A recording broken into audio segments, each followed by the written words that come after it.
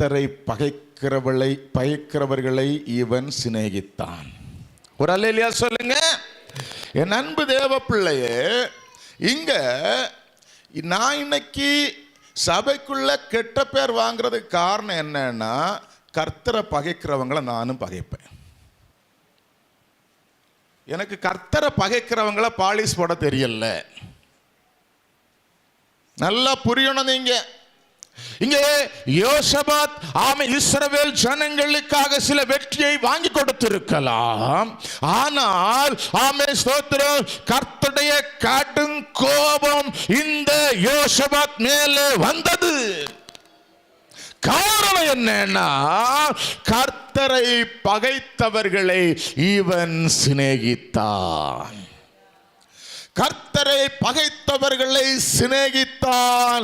என் அன்பு தேவ பிள்ளையே, என் அன்பு தேவ ஜனமே, நீ நன்றாய் புரிந்து கொள்ள வேண்டும்.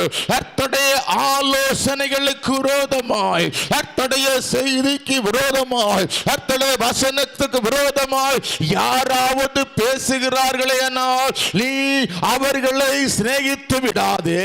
வசனம் சொல்லுகிறது, என் அன்பு தேவ பிள்ளையே, என் அன்பு தேவ ஜனமே, யோசபாத்தை நோக்கி, துன்மார்க்கனுக்கு துணை நின்று கர்த்தரை பகைக்கிறவர்களை நீர் சிநேகித்ததினாலே கர்த்தருடைய கடும் கோபம் உனக்கு மேலே வந்திருக்கிறது.